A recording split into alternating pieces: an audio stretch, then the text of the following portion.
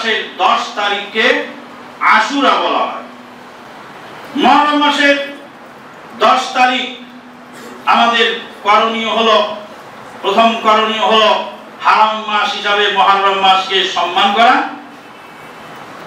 আর দ্বিতীয় করণীয় হলো এই আশুরা মাসের 10 তারিখে, মুহররম মাসের 10 তারিখে সিয়াম পালন করা।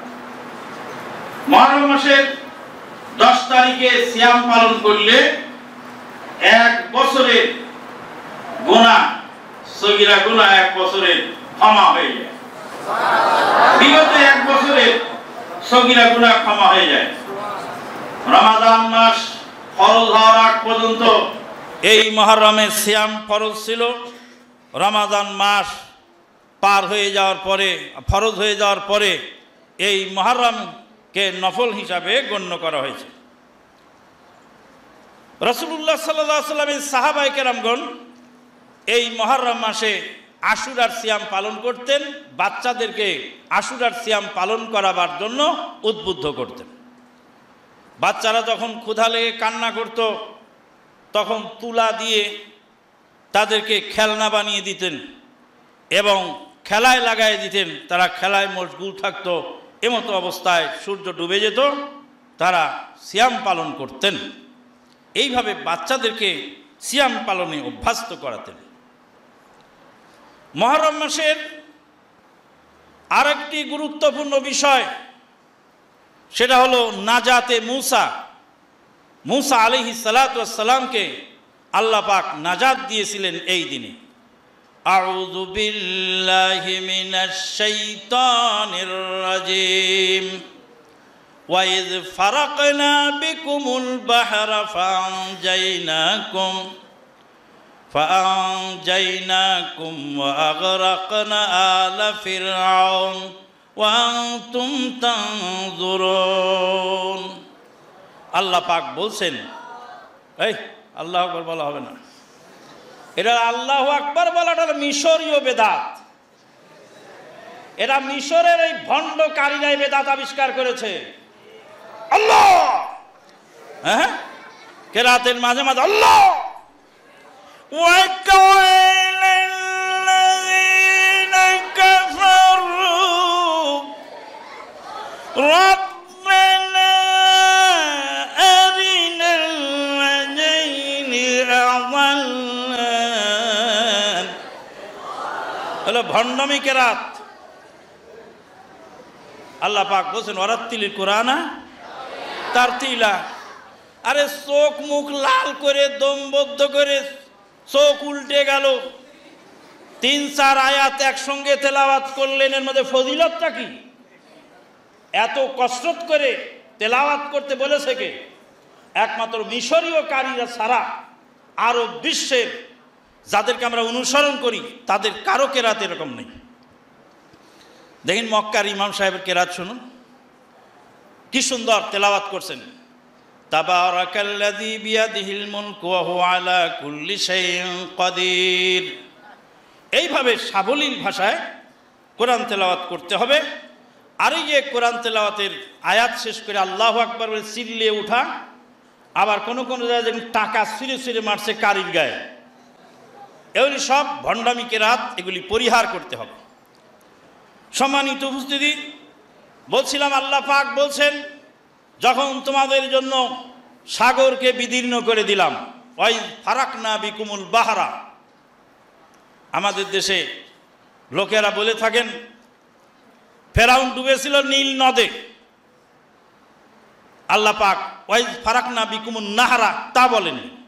আল্লাহ কি বলেছেন? ওই ফারাকনা বিকুমুল বাহার মানে কি? সাগর না নদী? সাগর, সমুদ্র। ওই ফারাকনা বিকুমুল বাহরা তার মানে মুসা আলাইহিস সালাম পার হয়েছিলেন, লোহিত সাগরের পাড়ি দিয়েছে। লোহিত সাগরের যেই প্রশস্ত অংশ, সেখানে প্রস্থতায় 256 কিলোমিটার। 256 কিলোমিটার হলো প্রস্থ, যেখানে প্রশস্ততা বেশি। আর যেখানে প্রশস্ততা কম সেখানে 33 কিলোমিটার। একদম সামনের দিকে সরু অংশ যে দেখা যায় ওখানে 33 কিলোমিটার। যাই মিশর থেকে মাদিয়ানে আসতেছিলেন মুসা আলাইহিস সালাতু ওয়াস সালাম যাবেন উত্তর দিকে, কিন্তু রওনা দিলেন পূর্ব দিকে। রাস্তায় দিগ্ভ্রম হয়ে গেল। পূর্ব দিকে রওনা দিয়ে এসে দেখলেন বিশাল লোহিত সাগর। আল্লাহ পাক বললেন, সাগরের উপরে লাঠি দিয়ে বাড়ি দাও। সাগরের উপর লাঠি দিয়ে বাড়ি দেওয়ার সঙ্গে সঙ্গেই 12টি রাস্তা হয়ে গেল।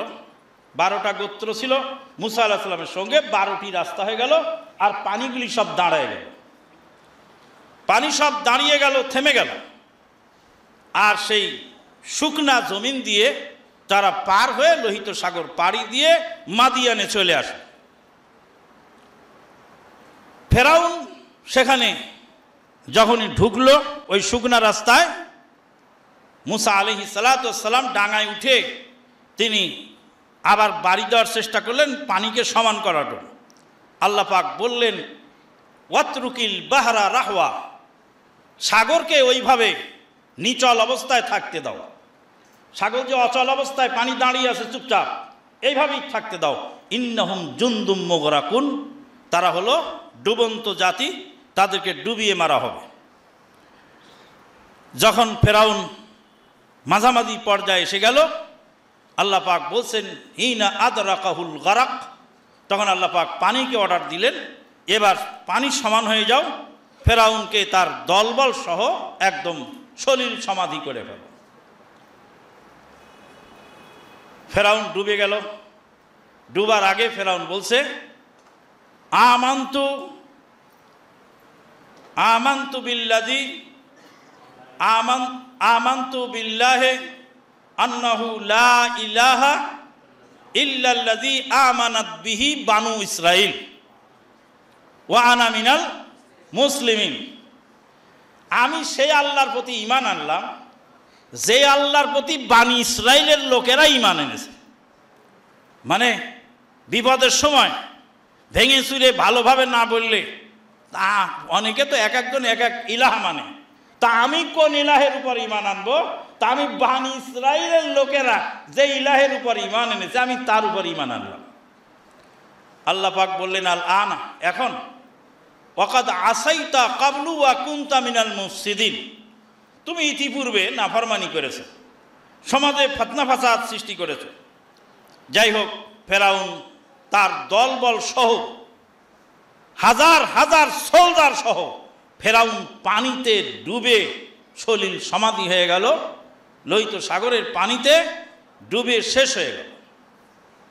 মুসা আলাইহিস সালাতু ওয়াস সালাম চলে আসলেন এপারে মাদিয়ানে।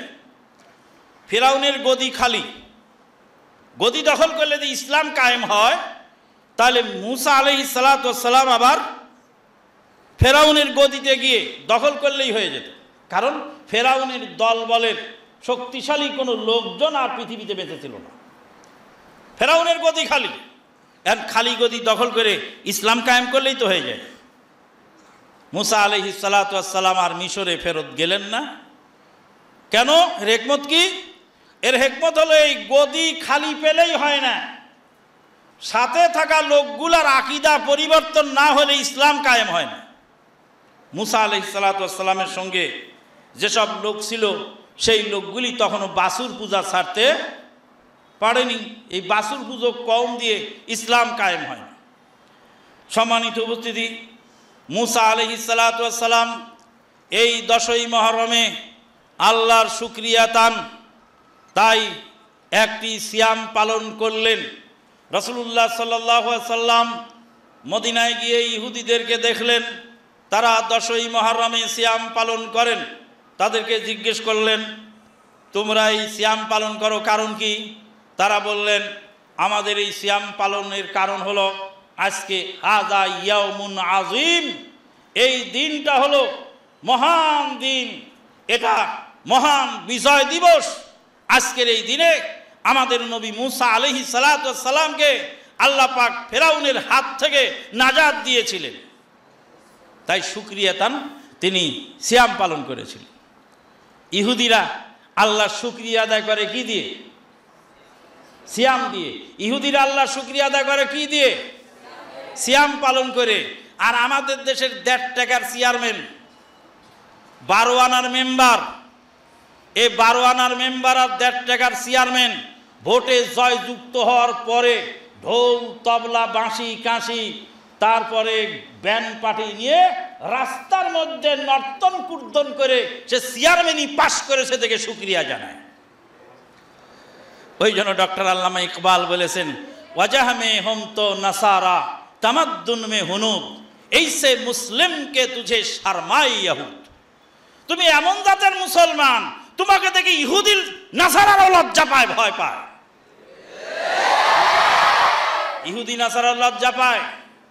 সম্মানিত উপস্থিতি, এই যে মুসা আলাইহিস সালাতু ওয়াস সালাম নাজাত পেলেন, নাজাত পাওয়ার কারণে আল্লাহ পাক তাকে তিনি সিয়াম পালন করলেন।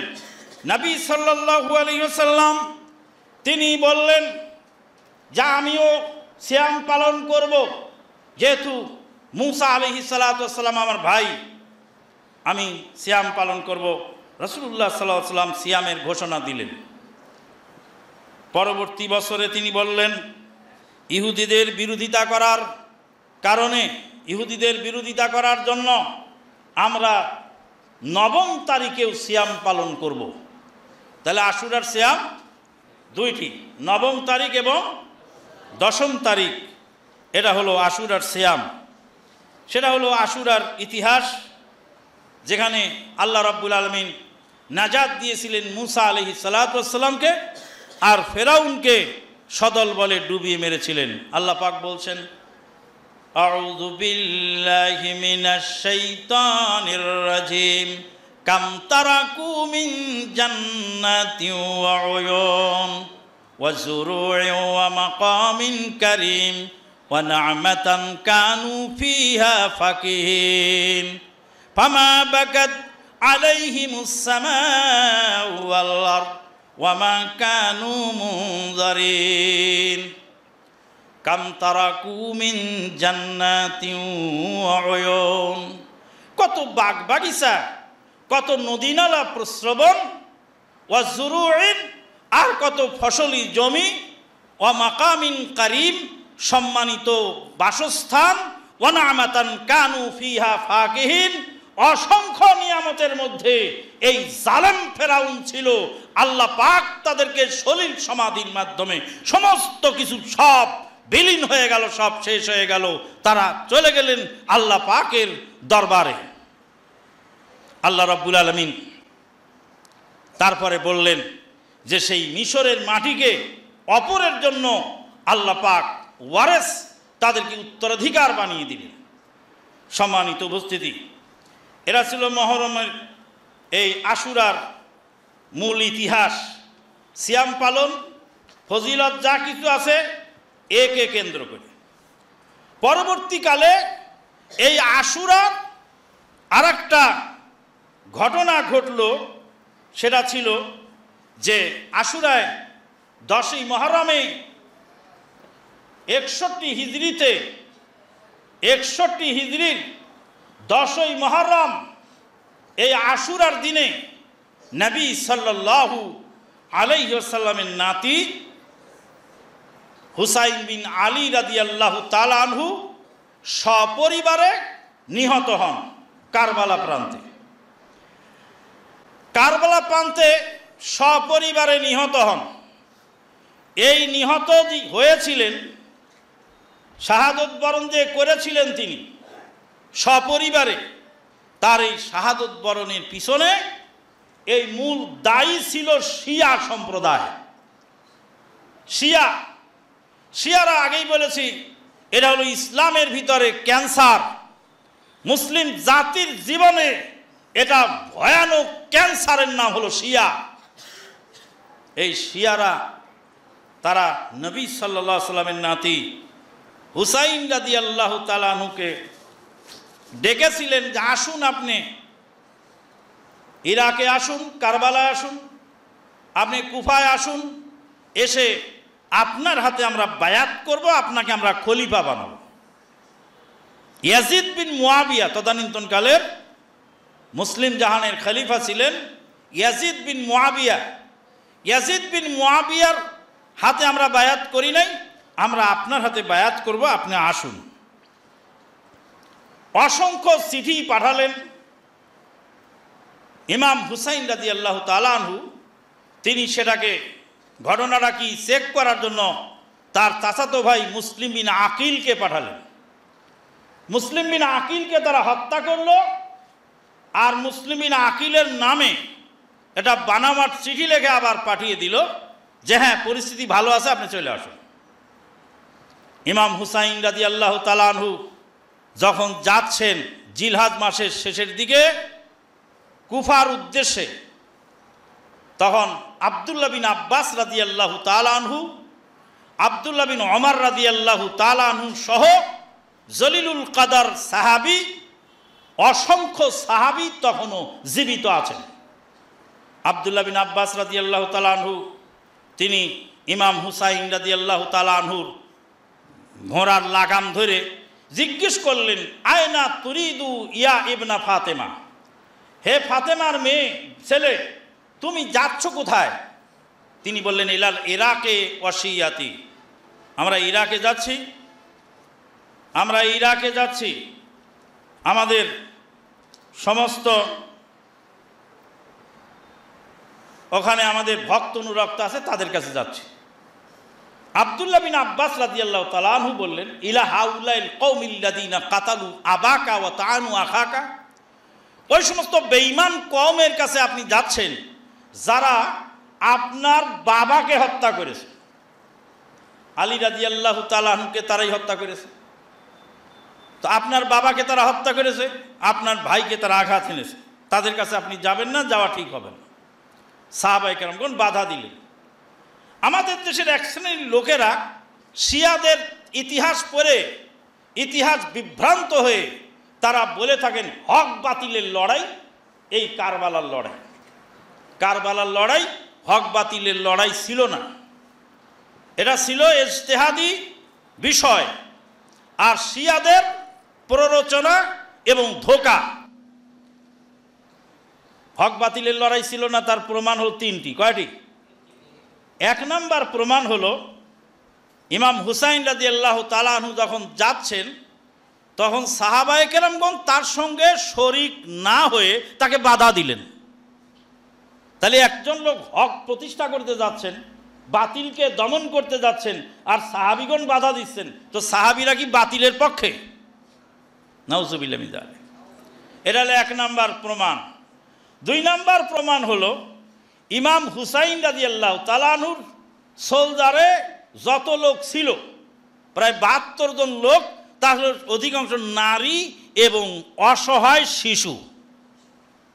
কেউ যদি বাতিলকে দমন করার জন্য, হক প্রতিষ্ঠার জন্য যুদ্ধ করতে বের হন, সে কি পরিবারের ছোট বড় আন্ডা বাচ্চা নারী অসহায় তাদেরকে নিয়ে বের হন? তাদেরকে তো নিয়ে বের হয়েছেন কেন? যদি হক প্রতিষ্ঠার লড়াই হয় আর বাতিলকে দমন করার লড়াই হয়, তাহলে তো তিনি আন্ডা বাচ্চা নিয়ে যেতেন না।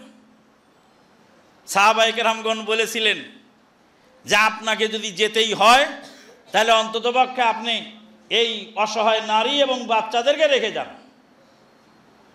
ইমাম হুসাইন রাদিয়াল্লাহু তাআলা আনহু শিয়াদের এই প্ররোচনা বুঝতে না পেরে, প্রবঞ্চনা বুঝতে না পেরে তিনি সরল মনে সেখানে রওনা দিলেন। দুইটা কারণ বোঝা গেল তো। এক নাম্বার কারণ সাহাবায়ে কেরামগণ তার সাথে গেলেন না এবং বাধা দিলেন। দুই নাম্বার কারণ হলো তিনি গেলেন অসহায় নারী এবং শিশুদেরকে সাথে নিয়ে। তিন নাম্বার কারণ হলো সেখানে তিনি পৌঁছার পরে যখন দেখলেন শিয়ারা ধোঁকা দিয়েছে, তখন তিনি আবার ফেরত যাওয়ার চেষ্টা করলেন। যে যুদ্ধের ময়দানে বাতিলকে দমন করার জন্য, হকের জন্য নামে, সে কি যুদ্ধের মাঠে আর ফেরত আসতে চায়? ইমাম হুসাইন রাদিয়াল্লাহু তাআলা আনহু তিনটি প্রস্তাব রাখলেন উবাইদুল্লাহ বিন জিয়াদের কাছে। এক নম্বর প্রস্তাব, আমাকে মদিনায় ফেরত যাওয়ার সুযোগ দিন। আমি ধোঁকার মধ্যে পড়ে গেছি, আমি ভুল বুঝতে পেরেছি, আমাকে মদিনায় ফেরত যাওয়ার সুযোগ দিন। নতুবা সিরিয়ার সীমান্তবর্তী এলাকায় আমাকে চলে যাওয়ার অনুমতি দিন। নতুবা ইয়াজিদ বিন মুয়াবিয়ার সঙ্গে সরাসরি আমাকে দেখা করার সুযোগ দিন। তিনটা প্রস্তাব তিনি রাখলেন। ইমাম হুসাইন রাদিয়াল্লাহু তাআলা আনহু তিনিও জানতেন যে ইয়াজিদ বিন মুয়াবিয়া তাকে যা খারাপ বলা হয় এত খারাপ তিনি না, তার সঙ্গে সরাসরি দেখা করলে অবশ্যই একটা ভালো সুরাহা পাওয়া যাবে।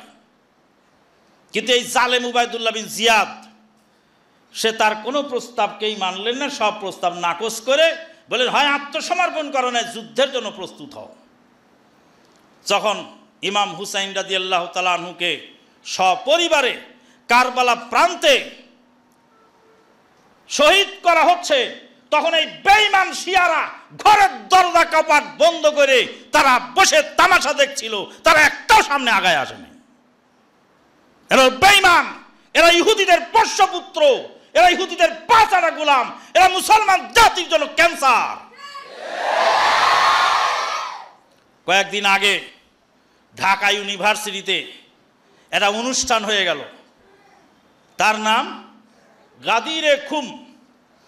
গাদিরে খুম উদযাপন করল। গাদিরে খুম উদযাপন করছে ঢাকা ইউনিভার্সিটিতে। এই শিয়াদের চক্রান্ত ইউনিভার্সিটির এই কোমলমতি ছাত্রদের ভিতরেও মগজ ধুলাই করে আস্তে আস্তে ঢুকানো হচ্ছে। গাদিরে খুম উদযাপনের মাধ্যমে তারা প্রমাণ করতে চাইল যে এই তিনজন খলিফা তারা কেউ নন, খেলাফতের দায়িত্ব ছিল আলী রাদিয়াল্লাহু তাআলা আনহু। সম্মানিত উপস্থিতি, আলী রাদিয়াল্লাহু তাআলা আনহু খেলাফতের দায়িত্ব প্রাপ্ত। তাহলে আবু বকর সিদ্দিক, ওমরে ফারুক রাদিয়াল্লাহু তাআলা আনহু, ওসমান ইবনে আফফান রাদিয়াল্লাহু তাআলা আনহু তারা কারা? তাদেরকে গালাগালি করা, তাদেরকে বেঈমান বলা, এ হলো এই শিয়াদের কাজ। শিয়ারা সাহাবীদেরকে গালাগালি করে, সাহাবীদেরকে গালাগালি করে। শুধু তাই নয়, মা আয়েশা সিদ্দিকা রাদিয়াল্লাহু তাআলা আনহাকে চরিত্রহীনা বলে গালি দেয় এবং বুরিনি সাগি বেঁধে রেখে তাকে মারতে থাকে আর বলে আবু বকরের মেয়ে আয়েশাকে আমরা পিটছি। এরা মুসলমান যদি হয়, এদেরকে যারা মুসলমান মনে করে তারা মুসলিম থাকতে পারে না। আমাদের বাংলাদেশের এক ভাইরাল বক্তা ভাইরাস হয়ে গেছে। এখন বক্তা হয়েছিল আগে কি ভাইরাল, এখন হয়েছে কি ভাইরাস। এই মিথ্যাবাদী বক্তা সে বলেছিল শিয়ারা আমাদের ভাই, সুন্নিরা আমাদের ভাই, যত মুসলমান আছে সব আমাদের ভাই। বলে আল্লাহর নবীর স্ত্রীকে চরিত্রহীনা বলে যারা গালি দেয় তারা তোমার মতো বেহুদার ভাই হতে পারে, আমাদের ভাই নয়। ওই জন্য পাকিস্তানিরা বলে শিয়া কাফের, কাফের কাফের, শিয়া কাফের, জো না মানে ওভি কাফের। কাফের কাফের, কাদিয়ানি কাফের, জো না মানে ওভি কাফের। পাকিস্তানিদের স্লোগান কাফের কাফের, কাদিয়ানি কাফের, জো না মানে ওভি কাফের। কাদিয়ানিকে যে কাফের মনে করে না সেও কাফের, শিয়াকে যে কাফের মনে করে না সেও কাফের। তবে শিয়াদের সব শিয়া সমান নয়, শিয়াদের 12টা স্তর আছে। সবচেয়ে আকরাব ইলাল হক যারা, তাদেরকে বলে জাইদিয়া। আর যারা আকরাব ইলাল বাতিল, বাতিলের কাছাকাছি, তারা হলো ইসনা আশারিয়া। তো যাই হোক, এসব শিয়াদের আকীদা সাহাবীদেরকে গালিগালাজ করা। রাসূলুল্লাহ সাল্লাল্লাহু আলাইহি ওয়াসাল্লাম বলেন লা তাসুব্বু আসহাবি ওয়াল্লাযী নাফসি বিয়াদিহি লাউ আনফাকা আহাদুকুম মিসলা উহুদিন যাহাবা মা বালাগা মুদ্দাহাদিহিম ওয়ালা নাসিফাহু। তোমরা আমার সাহাবীদেরকে গালি দিও না। জেনে রাখো হে আমার উম্মতেরা, তোমাদের পরবর্তীতে যারা আসবে তাদের মধ্যেকার কেউ যদি উহুদ পাহাড় পরিমাণ স্বর্ণ আল্লাহর রাস্তায় দান করে, রাসূলুল্লাহ সাল্লাল্লাহু আলাইহি ওয়াসাল্লামের সাহাবীদের এক মুদ খাদ্য দ্রব্য, এক মুদ বলা হয় এক অঞ্জলি, দুই অঞ্জলি খাদ্যকে বলা হয় এক মুদ। মা বালাগা মুদ্দা হাদিহিম ওয়ালা নাসিফাহু, তাদের এক মুদ খাদ্যের সমতুল্য অথবা এক মুদের অর্ধেক, আধা মুদ খাদ্যের সমতুল্য দান করে সাহাবীগণ যত নেকি পেয়েছেন, পরবর্তীতে যারা আসবে উহুদ পাহাড় পরিমাণ স্বর্ণ দান করেও সেই পরিমাণ নেকি পাবে না। সম্মানিত উপস্থিতি, মাননীয় দর্শক শ্রোতা দূরেও কাছে যারা আমাদের এই আলোচনা শুনছেন তারা মনোযোগ দিয়ে শোনেন। শিয়াদের কর্মকাণ্ডের মধ্যে ইমাম হুসাইন রাদিয়াল্লাহু তাআলার মৃত্যুবার্ষিকী পালন করা। আরে বেটা, হাই হোসেন করিস তো হাই আবু বকর বলিস না কেন? উম্মতের শ্রেষ্ঠ ব্যক্তি তো আবু বকর সিদ্দিক। হুসাইন রাদিয়াল্লাহু তাআলাকে আমি ভালোবাসি, কিন্তু সিদ্দিক আকবরের চেয়ে বেশি ভালোবাসি না। আল্লাহ নবী বলছেন উম্মতের শ্রেষ্ঠ ব্যক্তি কে? আবু বকর সিদ্দিক। তারপরে ওমরে ফারুক রাদিয়াল্লাহু তাআলা, আবু বকর সিদ্দিক রাদিয়াল্লাহু তাআলা ইন্তেকাল করেছেন, ফারুক আজম শহীদ হয়েছেন, ওসমান ইবনে আফফান রাদিয়াল্লাহু তাআলা শহীদ হয়েছেন। তো ওসমান রাদিয়াল্লাহু তাআলা যেদিন শহীদ হয়েছে সেদিন রাস্তায় রাস্তায় দাঁড়িয়ে এ কথা বলে, হাই উসমান, হাই উসমান, হাই উমর, হাই ওমর। অসংখ্য সাহাবী হাই হামজা, হাই হামজা, হাই মুসাব বিন উমায়ের, হাই মুসাব বিন উমায়ের।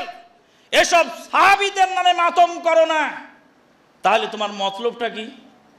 মতলবটা হলো নবীর পরিবারের প্রতি বেশি ভালোবাসা দেখিয়ে মুসলিম জাতিকে বিভ্রান্ত করা।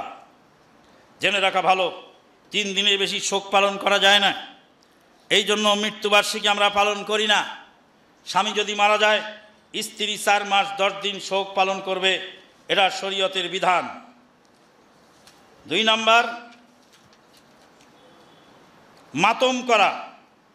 3 নাম্বার, মরসিয়া গাওয়া, শোক মরসিয়া যেটা গায়, শোক গাথা। 4 নাম্বার হলো তাজিয়া, এই যে কবর নিয়ে রাস্তায় রাস্তায় ঘুরে বেড়ায়, ইমানকে লস্কর, হায় হোসেন, হায় হোসেন। আর সব গান আমরা ছোটকালে শুনতাম। ওরে যারে জোড়া কবুতর মা ফাতেমা কান্দে কয়, আজ বুঝি কারবালার আগুন লেগেছে মোর কলিজায়। আল্লাহ বলেন, ও জিবরিল বাতাস করো ফাতেমার গায়ে, পুত্র শোকে জ্বলছে আগুন, বাতাসে কি ঠান্ডা হয়। কত বড় শয়তানি এই গানের মধ্যে। উড়ে যারে জোড়া কবুতর মা ফাতেমা কান্দে কয়, আজ বুঝি কারবালার আগুন লেগেছে মোর কলিজায়। ফাতেমা রাদিয়াল্লাহু তাআলা আনহা ইন্তেকাল করলেন 11 হিজরিতে। আর এই ঘটনা ঘটছে কারবালার কত হিজরি? 61 হিজরি। কত বছর পরে? 50 বছর পরে ফাতেমা রাদিয়াল্লাহু তাআলা আনহার ছেলে ইমাম হুসাইন রাদিয়াল্লাহু তাআলা কারবালার ময়দানে শহীদ হলো। না মা ফাতেমা কান্দে কয়। তো মা ফাতেমা কাঁদলেন। প্রথম তো ফাতেমা রাদিয়াল্লাহু তাআলা আনহা তো আমাদের মা নন, ফাতেমার মা হলেন মা খাদিজা, আল্লাহর নবীর স্ত্রী আমাদের মা। আল্লাহর নবীর মেয়ে তো আমাদের মা নন, আল্লাহ নবীর স্ত্রী আমাদের কি? মা। তো আল্লাহ নবীর মেয়ে কি আমাদের মা? তো মা ফাতেমা কোত্থেকে এলো? শিয়ারা আলী রাদিয়াল্লাহু তাআলাকে নবী মানে, এই জন্য তাদের নবীর স্ত্রীকে ফাতেমা রাদিয়াল্লাহু তাআলা আনহা। ওই জন্য ওরা শিয়ারা ফাতেমা রাদিয়াল্লাহু তাআলা আনহাকে মা ফাতেমা বলে। তা আমরা ওখান থেকে এই ভেজাল সিলেবাস শিখে আমরাও মা ফাতেমা বলে যাচ্ছি। মা ফাতেমা কান্দে কয়, আজ বুঝি কারবালার আগুন লেগেছে মোর কলিজায়। আল্লাহ বলেন, ও জিবরিল বাতাস করো ফাতেমার গায়ে, পুত্র শোকে জ্বলছে আগুন, বাতাসে কি ঠান্ডা হয়? নাউজুবিল্লাহ। আল্লাহ পাক জিবরিল আমিনকে পাঠালেন, ফাতেমাকে বাতাস করে শান্ত করো। তো ফাতেমাকে বাতাস করে শান্ত করার জন্য জিবরিল আমিনকে পাঠালেন। তো মালাকুল মউতকে নিষেধ করে দিলেই তো হতো যে ফাতেমার বেটার জান কবজ করিস না। তার মানে আল্লাহ এক ফেরেশতারে পাঠালেন জান কবজ করতে, আর আরেক ফেরেশতারে পাঠালেন কি করতে? নাউজুবিল্লাহ মিন যালিক। এটা আল্লাহর উপরে অপবাদ। তুমি হাকিম হইয়া হুকুম করো, পুলিশ হইয়া ধরো, সর্প হইয়া দংশন করো, উজা হইয়া ঝাড়ো। এই যে শয়তানি কথা, এই শয়তানি কথাই এখানে প্রকাশ পাচ্ছে। সম্মানিত উপস্থিতি, শিয়াদের প্রভাবে প্রভাবিত হয়ে আমরা আমাদের নামের শেষে আলী শব্দ ব্যবহার করে থাকি। শাহজাহান আলী, এনায়েত আলী, বেলায়েত আলী, রহমত আলী, বরকত আলী, কেরামত আলী। নামের শেষে কি আছে? আলী। নামের শেষে আবু বকর। বেলায়েত আলী না বলে কেউ কি বলে বেলায়েত আবু বকর, বেলায়েত উসমান, বেলায়েত আলী, এনায়েত আলী, রহমত আলী, হজরত আলী, বরকত আলী। শিয়ারা পাক পাঞ্জাতনে বিশ্বাসী। পাক পাঞ্জাতন, পাক মানে পবিত্র, পাঞ্জা মানে পাঁচ, তন মানে ব্যক্তি, পাঁচজন পবিত্র ব্যক্তি। মুহাম্মদুর রাসূলুল্লাহ সাল্লাল্লাহু আলাইহি সাল্লাম, আলী রাদিয়াল্লাহু তাআলা আনহু, ফাতেমা রাদিয়াল্লাহু তাআলা আনহা, হাসান রাদিয়াল্লাহু তাআলা আনহু, হুসাইন রাদিয়াল্লাহু তাআলা, এর হলো পাক পাঞ্জাতন। এই পাক পাঞ্জাতনের নামের উপরে 5 কলি টুপি আছে। দেখবেন 5 কলি টুপির উপর 5 জনের নাম 5 কোণায় লেখা আছে।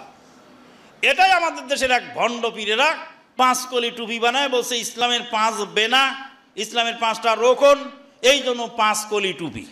5 কলি টুপি যদি 5 রোকনের কারণে হয়, তো ইমানের রোকন 6টা, তো 6 কলির টুপি কোথায় গেল? ইমান বাদ দিয়ে কি ইসলাম? ইসলামের 5 রোকন আর ইমানের কয় রোকন? 11। দুইটা মিলে কত হলো? তো 11 কলির টুপি কই?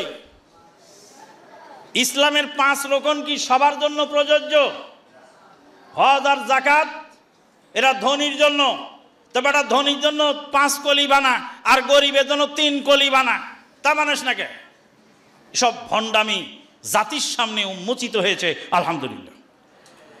সম্মানিত উপস্থিতি, সাহাবায়ে কেরামদেরকে, তাবি নিজামকে গালিগালাজ করা, বিভিন্ন অনুষ্ঠান পালন করা, কারবালার ঘটনাকে হক বাতিলের লড়াই মনে করা, হুসাইনের মাথা পৃথিবীর 6টি দেশে প্রেরণ করা হয়েছে, এই সমস্ত আকীদা পোষণ করা, এগুলি সব শিয়াদের থেকে এসেছে। শিয়ারা যেমন কথা কথা ইয়া আলী, আমরাও অনেক সময় ভারী কোনো জিনিস উঠানোর সময় বলি ইয়া আলী। তারা ইয়া আলী, আলীকে তারা ইলাহ হিসাবে মানে, যার ফলে এক শ্রেণী শিয়া এবং খারেজি যারা আলী রাদিয়াল্লাহু তাআলা আনহুকে ইলাহ হিসাবে মানে, যার ফলশ্রুতিতে ভারী কোনো জিনিস উঠাতে হলে ইয়া আল্লাহ না বলি ইয়া আলী। তারপরে তুফাজ্জল হুসাইন, মুফাজ্জল হুসাইন, কামরুল হুসাইন, শামসুল হুসাইন, আবুল হুসাইন, এই যে হুসাইন নাম। আবার আছে হাসান, সজল হাসান, কাজল হাসান, কামরুল হাসান, শামসুল হাসান। তো এই যে নামের সঙ্গে আলী, হাসান আর হুসাইন, এগুলি শিয়া থেকে আসছে, সেখান থেকেই আমরা এগুলি ব্যবহার করছি।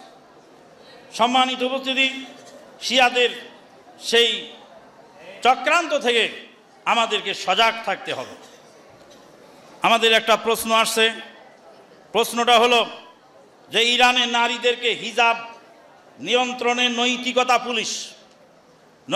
পুলিশ 2022 সালের সেপ্টেম্বরে একজন মহিলাকে আটক করেছিল হিজাব না পরার কারণে। মহিলাটি মারা যায়, পুলিশি নিয়ন্ত্রণে মারা যায়। তারপরে আন্দোলন শুরু হয়েছিল। 2000 সেপ্টেম্বর থেকে এবছরের শুরু পর্যন্ত সেই আন্দোলনের মুখে নৈতিকতা পুলিশ অফ ছিল। তারপরে আবার নতুন করে নৈতিকতা পুলিশ আবার তাদের কার্যক্রম চালাচ্ছে। প্রায় 20,000 লোককে তারা পর্দাহীনভাবে চলার কারণে আটক করেছে। এখন প্রশ্ন হলো, কেউ যদি পর্দা না করে তাহলে এই রাষ্ট্রের কি দায়িত্ব জোর করে তাকে পর্দা পরানো? এটা হলো প্রশ্ন। এই প্রশ্নের উত্তর হলো, কেউ যদি বাড়ির মধ্যে, ঘরের মধ্যে, নিজস্ব এলাকায়, নিজস্ব আঙ্গিনায় ল্যাংটা হয়ে থাকে, উলঙ্গ হয়ে ঘুরে ফেরে, সেটা তার পার্সোনাল ব্যাপার। কেউ যদি বাড়ির মধ্যে ল্যাংটা হয়ে শুয়ে থাকে, সরকারের দায়িত্ব নাই সেখানে সিসিটিভি ক্যামেরা লাগানো বা সরকারের গোয়েন্দা তার বাড়ির ভিতরে দিয়ে তাকে শাসন করা। কিন্তু রাস্তায় বের হতে হলে অবশ্যই শালীন পোশাক পরে বের হতে হবে, অবশ্যই পর্দা নিয়ে বের হতে হবে। বেপর্দায় রাস্তায় বের হয়ে পরিবেশ নষ্ট করার অধিকার কারো নেই। তারা যদিও শিয়া কিন্তু তাদের এই কাজটা ইসলাম সমর্থন করে। কাজেই তার যেটুকু ভালো বা সমর্থনযোগ্য সেটুকু আমরা সমর্থন করব, সমস্যা নেই ইনশাআল্লাহ। আরেকটা প্রশ্ন আছে, সৌদি আরবের সাথে বাংলাদেশে ঈদ পালন বিস্তারিত বলবেন। এ তো অনেক পুরাতন কথা। শায়েখ আব্দুর রাজ্জাক বিন ইউসুফ সাহেবকে দিনাজপুরে একটা প্রশ্ন দিয়েছিল, দিয়ে বলছে যে ফরজ সালাতের পরে সম্মিলিত মোনাজাত কি সুন্নত না বেদাত? তো আব্দুর রাজ্জাক বিন ইউসুফ সাহেব বলছে আবে ফরজ সালাতের পরে সম্মিলিত মোনাজাত বেদাত, এটা আমাদের দেশের আহলে হাদিসরাও জানে, হানফিরাও জানে, হিন্দুরাও জানে। বলছে আমাদের দেশের হিন্দুরাও জানে ফরজ সালাতের পরে সম্মিলিত মোনাজাত বেদাত। কেন জানে? বলে এটা নিয়ে মারামারি গোলমাল করতে করতে করতে করতে এখন আমাদের দেশের হিন্দুরাও জেনেছে যে ফরজ সালাতের পরে সম্মিলিত মোনাজাত বেদাত। যে আমি ওই প্রশ্নের উত্তর ওইভাবে বলতে চাই যে সৌদি আরবের সাথে ঈদ পালন, সৌদি আরবের সাথে ঈদ পালনে তো অনেক পুরাতন সাবজেক্ট। কামারুজ্জামান বিন আব্দুল বারি, জামালপুর বেলোটিয়া কামেল মাদ্রাসার হেড মুহাদ্দিস, তার লেখা বই, এখন বর্তমান ভাইস প্রিন্সিপাল, জামালপুর বেলোটিয়া কামেল মাদ্রাসার ভাইস প্রিন্সিপাল এবং জামালপুর দক্ষিণ জেলা আন্দোলনের সেক্রেটারি জেনারেল, আমাদের দিনী ভাই কামারুজ্জামান বিন আব্দুল বারি, ওনার লেখা বই সারা বিশ্বে একই দিনে ঈদ ও সিয়াম পালনকারীদের ভ্রান্তি বিলাস। এই ভ্রান্তি বিলাস বইটা পড়বেন, দাঁত ভাঙা জবাব ওর মধ্যে দেওয়া আছে। লালু আর ভুলু কে কি বলেছে ওটা দেখার সময় নেই। মৌলিক কথা হলো, যারা সৌদি আরবের সাথে ঈদ পালন করতে চায় তাদের খোঁড়া যুক্তি কয়েকটা আছে। এক নাম্বার যুক্তি হলো, সৌদি আরবে বেলা ডোবে 3 ঘন্টা পরে আর বাংলাদেশে বেলা ডোবে 3 ঘন্টা আগে, তো এই 3 ঘন্টার জন্য কি একদিন বাতিল হয়ে যাবে? 3 ঘন্টা কম বেশ দিনের, তাই 3 ঘন্টার জন্য একদিন বাতিল হয় কি করে? এটা একটা যুক্তি। এ যুক্তির জবাব হলো, আজকের বুধবার বেলা ডুবার 1 মিনিট আগে নওদাপাড়া গ্রামে একজন মহিলা একটি বাচ্চা প্রসব করেছেন। আজকের বুধবার বেলা ডুবার পরে নওদাপাড়া গ্রামে আর একজন মহিলা বাচ্চা প্রসব করেছেন। আকিকা বাচ্চা একটা বেলা ডুবার আগে বুধবারে আর একটা বেলা ডুবার পরে, আকিকা কি একদিনেই হবে? কেন? যিনি বেলা ডুবার আগে জন্ম নিয়েছেন তিনি বুধবার পেয়েছেন, দিনটা পেয়ে গেছেন, তার জন্মদিন বুধ, বৃহস্পতি, শুক্র, শনি, রবি, সোম, মঙ্গল, মঙ্গলবারে তার আকিকা হবে। আর যিনি বেলা ডুবার 1 মিনিট পরে জন্ম নিলেন, বুধবারের দিনটা উনি পার করে তারপরে জন্ম নিলেন মঙ্গলবারের রাতে, সরি এখন বৃহস্পতিবার রাত চলছে, তাহলে তার গণনা শুরু হবে কি বার দিয়ে? বৃহস্পতিবার, তার আকিকা হবে বুধবার। এবার বলেন 3 মিনিট আগে পরে জন্ম নেওয়ার কারণে আকিকা একদিন আগে পরে গেল কেন? জিলহাদ মাসের 13 তারিখ, জিলহাদ মাসের 13 তারিখ বেলা ডুবার আগ পর্যন্ত কুরবানির লাস্ট টাইম। চিটাগাং বেলা ডুবে গেছে, জিলহাদ মাসের 13 তারিখ শেষ, 14 তারিখের রাত শুরু হয়ে গেছে। চিটাগাংয়ের মানুষের কুরবানি ওই বছরে আর জায়েজ নাই। চাঁপাই নবাবগঞ্জের বেলা তখন আরো 10-12 মিনিট বা কত মিনিট বাকি আছে। চাঁপাই নবাবগঞ্জেও 13 তারিখ, আর চিটাগাংয়েও কি ছিল 13 তারিখ। ওর ওখানে আগে বেলা ডুবার কারণে 13 তারিখ আগে শেষ হয়ে গেল, ওর কুরবানি ওই বছরে শেষ হয়ে গেল। আর যার বেলা এখনো ডোবে নাই, সেই বেলা ডুবার আগে একটা ছাগল বিসমিল্লাহ আল্লাহু আকবার বলে কেটে ফেলতে পারলেই তার কুরবানিটা হয়ে গেল। তাহলে একটা বছরের কম বেশ হলো কয়েক মিনিটের কারণে। কাজে ইসলামী শরীয়ত টাইম অনুপাতে চালাতে হবে। 2 নাম্বার খুঁড়া যুক্তি হলো, কিয়ামত কয়দিনে হবে? কিয়ামত কয়দিনে হবে? আমাকে বহুবার প্রশ্ন করে কিয়ামত কয়দিনে হবে? বলে কিয়ামত তো কয়দিনে হবে সেটা তো পরের কথা, তবে সৌদি আরবে কিয়ামত 3 ঘন্টা আগে শুরু হবে। কিয়ামতের সূর্য কোন দিক থেকে উঠবে?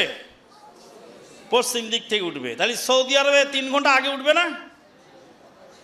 তখন সৌদি আরব থেকে ফোন দিয়ে বলে, রে সর্বনাশা বাংলাদেশি, তাড়াতাড়ি তওবা ইস্তেগফার কর, কিয়ামতের সূর্য পশ্চিম আকাশে সৌদি আরবে উঠে গেছে, কিছুক্ষণ পরে বাংলাদেশে উঠবে, সূর্য উঠার আগেই তওবা কর। বলছে, না হুজুর, কিয়ামতের সূর্য তামাম পৃথিবীর লোক একসাথে দেখতে পাবে। তাহলে কিয়ামতের সূর্য তামাম পৃথিবীর লোক একসাথে দেখতে পাবে, তো কিয়ামতের সাথে আজকের দিনের হিসাব কেন? 3 নাম্বার হলো যে মুসলিম জাহানের খলিফা রাসূলুল্লাহ ওমর ফারুক রাদিয়াল্লাহু তাআলা আমলে মদিনার চাঁদ দেখা গেলে, তারা আফ্রিকায় চাঁদ দেখা গেলে তারা মদিনায় ঈদ পালন করতেন। মরক্কে চাঁদ দেখা গেলে মদিনায় ঈদ পালন করতেন। কার জামানায়? ওমর ফারুক রাদিয়াল্লাহু তাআলা জামানায়। এক ইঞ্জিনিয়ার এই ফতোয়া আমার কাছে এনেছিলেন। তো বলছিলাম, ইঞ্জিনিয়ার সাহেব মাথা ঠিক আছে তো? আপনি তো কাগজের উপর বিল্ডিং বানান। ইঞ্জিনিয়ারের কাজ হলো কাগজের উপর বিল্ডিং বানানো। রড, সিমেন্ট, বালু, ইট কিছু লাগে না, রাজমিস্ত্রিও লাগে না, যুগালদারও লাগে না, খালি কাগজ দেবেন আর কলম দেবেন, কয়তলা বিল্ডিং চান সাথে সাথে কাগজের উপর বানায় ফেলবে। তা আপনি যে কাগজের উপর বিল্ডিং বানানো লোক, তাই আমি কোনো ইঞ্জিনিয়ারকে খাটো করার জন্য বলি নাই, এই ইঞ্জিনিয়ার হয়ে ফতুয়াবাদী করার কারণে তাকে বললাম। যা আপনি যে বললেন মরক্কে চাঁদ দেখা গেলে সেই খবরে মদিনায় ঈদ পালন করত, কার জামানায়? ওমর ফারুক রাদিয়াল্লাহু তাআলা জামানাতে টেলিফোন, টেলিগ্রাফ, তারপরে ইন্টারনেট এগুলি ছিল। কি ছিল? ঘোড়া। তো মরক্কে চাঁদ দেখে যদি কেউ মদিনায় খবর পাঠায় ঘোড়া দিয়ে, তাহলে মরক্কো হলো আফ্রিকার সর্বপশ্চিম প্রান্তে। মরক্কো থেকে পুরা আফ্রিকার ভূখণ্ড মহাদেশ পাড়ি দিয়ে, লোহিত সাগর পাড়ি দিয়ে, তারপরে জেদ্দা হয়ে মদিনায় খবর পৌঁছাতে পৌঁছাতে রমাদান শেষ হবে, শাওয়াল শেষ হবে, জুলকাদা জুলহিজ্জা শেষ হবে, রমাদানের ঈদের খবর মরক্কো থেকে মদিনায় আসতে আসতে কুরবানির ঈদের আগে খবর পৌঁছবে। তো কোন আক্কেলে আপনি বলেন মরক্কের খবরে মদিনায় সিয়াম পালন করতেন? কে শিখিয়েছে আপনাকে বুদ্ধি? শেষ হাদিস যেটা, সেটা হলো এই, রাসূলুল্লাহ সাল্লাল্লাহু আলাইহি সাল্লামের কাছে ঈদের দিনে কিছু লোক এলেন। সময় আছে না? শেষ হয়ে গেছে? হ্যাঁ, শেষ হয়ে গেছে। রাসূলুল্লাহ সাল্লাল্লাহু আলাইহি সাল্লামের কাছে চলে আসলো এই আপনার চাঁদ ঈদ পালন করে কিছু সাহাবী ঈদ পালন করে মদিনায় এসেছে। তাহলে কত দূর থেকে এসেছে? খুব দূর থেকে না কাছ থেকে? ঈদের সালাত আদায় করে খাদ্য খেয়ে তারপর আল্লাহ নবীর কাছে এসেছে। কত দূর থেকে আসছে? ঘোড়া নিয়ে আসতে কত দূর হয়? যতটুকু দূর হয় এতটুকু দূরত্বে যদি একদিনে চাঁদ দেখা যায়, তাহলে সেখানে তো সিয়াম পালনে কোনো বাধা নেই। ওয়া আখিরু দাওয়ানা আনিল হামদুলিল্লাহি রাব্বিল আলামিন, সুবহানাকাল্লাহুম্মা বিহামদিক, আশহাদু আল্লা ইলাহা ইল্লা আনতা আস্তাগফিরুকা ওয়া আতুবু ইলাইক। আসসালামু আলাইকুম ওয়া রাহমাতুল্লাহি ওয়া বারাকাতুহু। এই কেউ উঠবে না, বসো সবাই।